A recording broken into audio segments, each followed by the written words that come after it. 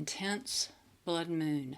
Yes, the Virgo full moon lunar eclipse at 12 degrees 54 minutes is a blood moon. A blood moon occurs when the Earth passes between the Sun and the Moon. This is the final full moon of winter, the worm moon, and it brings illumination to what has been hidden, blurred, or unraveling beneath the surface. Jupiter is about to station direct on the 10th, and Mercury is retrograde in opposition to this moon. We are experiencing a powerful shift in polarities. Dramatic shifts in perception and perspectives are incoming. Truth is surfacing, and what's real can no longer be avoided. Welcome to your Virgo Lunar Eclipse Full Moon transmission. I'm KG Stiles, an intuitive astrologer and energy healer. I read the stars from an energetic perspective. I see the stars as teachers and agents of healing. The Virgo lunar eclipse is in the second decan at 12 degrees 54 minutes. This is where we begin to integrate life lessons related to Virgo themes regarding our health, lifestyle routines, our work, and service in the world. Leave your rising sign in the comment section and I'll let you know what area of your life the Virgo lunar eclipse will be affecting. The areas of your life set for dramatic change, even complete reversals, are health and healing, work, and daily routines. Do the details of your life support the bigger vision you have for your life? Virgo is practical, analytical, and precise. It wants clarity.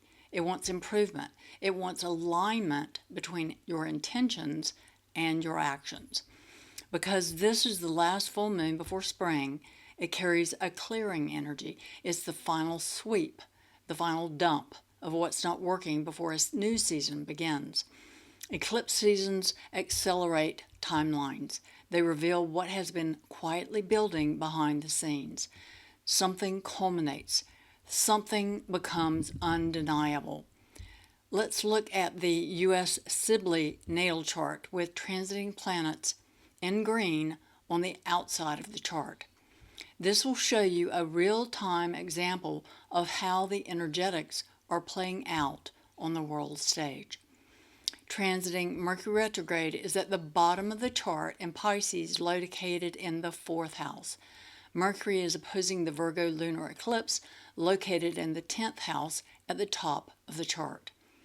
This shows illumination related to the U.S. standing and reputation in the world and the roots of its democratic governance. Even though there is exposure and revelations occurring, things may seem still murky because while Mercury is retrograde, we're more in a review period. Things are not clear until Mercury stations direct on March 20th. In effect, this polarity activated the Virgo lunar eclipse shows Pisces blurring events while Virgo clarifies. Pisces dreams while Virgo fact checks. Eclipses begin wielding their influence up to 6 weeks before the eclipse and 6 months or longer after to integrate the changes. Mercury retrograde means we are reviewing, reassessing, rethinking. The details are still being sorted out. With a polarity activation, there can be mixed messages and emotional fog. You may feel gobsmacked by the revelations as it becomes obvious what needs attention, what has to change. The pieces are being rearranged on the chessboard. A shocking event may occur around the time when Mercury stations direct on March 20th that supports clarity. Let's talk about Jupiter's influence. Transiting Jupiter retrograde in Cancer about 2 o'clock, the Virgo lunar eclipse in the 10th house forms a supportive sextile to Jupiter in Cancer in the 8th house, and the Sun and Mercury in Pisces, the 4th house, are trine to Jupiter. Jupiter expands what's being illuminated now and brings protection, wisdom, and perspective. Jupiter is slowing down, preparing to station direct on the 10th, which means its energy is intensified. Forward momentum is building, but slowly. After Jupiter stations direct on March 10th, growth resumes. Your confidence strengthens and emotional clarity expands. The Virgo lunar eclipse is the turning point before this forward momentum and expansion. Let's talk about Saturn and Aries conjunct Neptune. The pair are conjunct at the US IC point in the very root of the US chart. Look at the 4 or 5 o'clock position on the chart.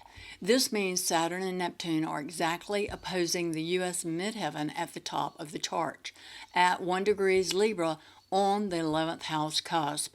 This is the huge backdrop that's been unfolding for the past year and now reaching its peak influence. Saturn entered Aries and formed an exact conjunction with Neptune at 0 degrees Aries on February 20th. This is the world turning point everyone has been talking about, the beginning of a completely new era of time on Earth that hasn't been experienced in over 6,000 years. Neptune will remain in Aries for 14 years until 2039, and Saturn will remain until April 2028.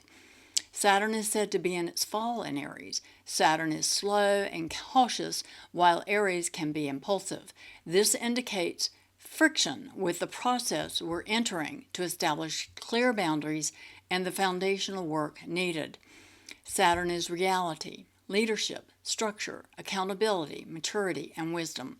Neptune is imagination, sensitivity, illusion, fantasy, spiritual idealism. The Saturn-Neptune conjunction in Aries activates the archetype of the spiritual warrior. When Saturn meets Neptune, the bubble of illusion bursts. Confusion, avoidance, projection, or false narratives cannot continue. The truth is revealed and must be dealt with. It's the moment when you realize what is sustainable and what was just a dream without foundation. Saturn overtook Neptune on February 21st, the day after the pair exactly conjunct in Aries on February 20th. The US IC at the root of its chart is at the 1 degree 3 minute of Aries. Saturn crosses this point on February 23rd and Neptune on March 1st. Saturn overtaking Neptune energetically represents authority, boundaries gaining dominance over any lies or deception, illusions that have been a feature of Neptune's transit through its own sign of Pisces since 2012 when it entered Pisces. When we're in a very delicate phase of the energetic reset taking place for the U.S. The last time Neptune was in Aries, we experienced the American Civil War. The last time Saturn was in Aries was in 1996 to 1999. We were at the height of the dot-com bubble. We had the Y2 panic and Clinton's impeachment. Let's look at the influence of Chiron, Ceres, and Eris in Aries in the 5th house of the U.S. chart at about 5 o'clock. The U.S. has been having its Chiron return. This influence omens a reckoning to expose and heal its original wound. The last time Chiron was in Aries was during the Watergate scandal. Pluto in the 2nd house at 7 o'clock, the house of values and personal finance, in the natal chart at 27 degrees Capricorn ruled by Saturn, was exactly square to Chiron in Aries in the 5th house, the house of joy, children, and creativity ruled by Leo. The U.S. birth chart indicates a serious conflict between the values of authority, corporations, government, and the freedom of self-expression, creativity, and joy. The final culmination of the healing potential being offered occurs between Chiron, Ceres, and Eris on March 26. This is the chance to come to terms with the original wounding and experience a profound healing. As I see it, this tension created by the square between Pluto and Chiron helps the U.S. to continue to evolve and grow as a nation.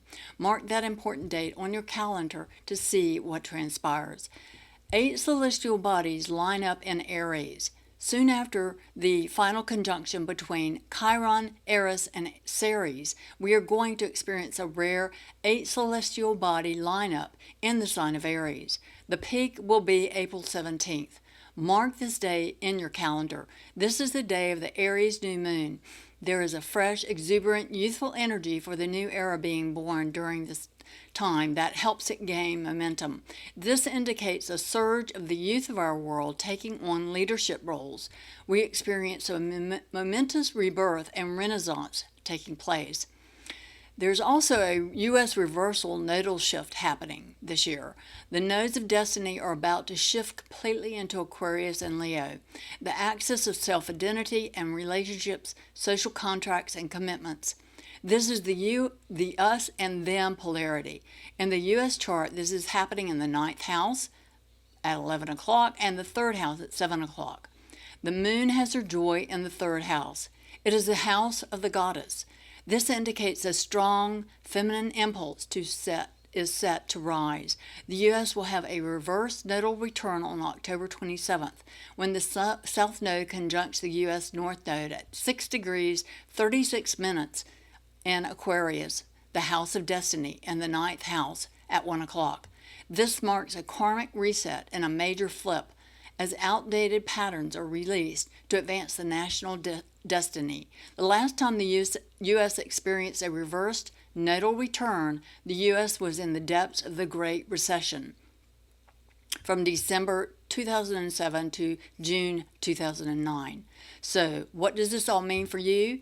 Now is the perfect time to review everything. Question what's real. It's time to see the flaws and gaps you may have ignored. It's time to clean house and release what isn't aligned. After Jupiter and Mercury both station direct, the path forward becomes clear. We're moving into a powerful new era on planet Earth. Stay grounded, stay discerning, and trust the timing. Well, that's it for today's show. I appreciate the opportunity to share this transmission with you. If what I've shared resonates for you, please like, share, and subscribe.